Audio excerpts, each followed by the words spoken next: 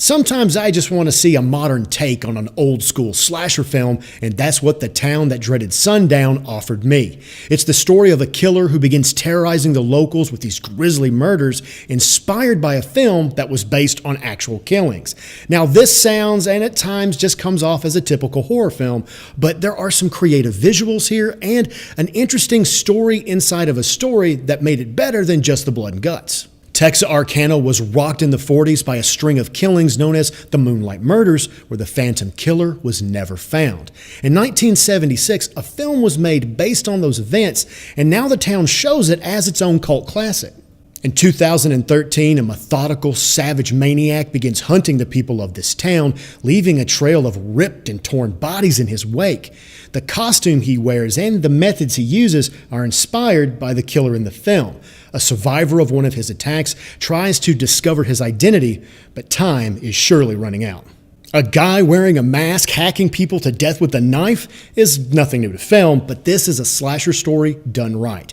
Every time the villain is about to go to work, those scenes are set up with such dread, such palpable fear that you start looking in the shadows like which way is he going to come from, and more often than not, he's going to surprise you.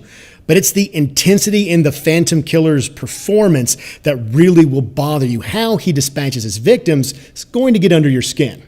I was really surprised by the camera work here. There are shots where the bad guy is on the rampage that just have a deeper sense of terror and bleakness that leaks through the screen. From sweeping landscapes to very in-close facial reactions, the director really uses the camera to sell the fear.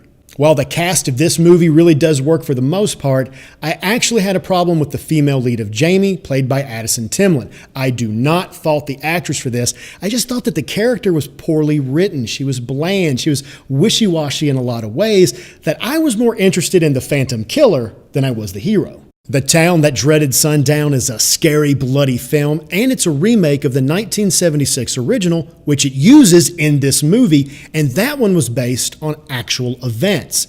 Now, it was the scares, it was the interesting camera work, it was the intense bloodshed in this movie that made me enjoy it past my initial reservations. If you are looking for a blood-curdling good time, then see if The Phantom Killer can scare you.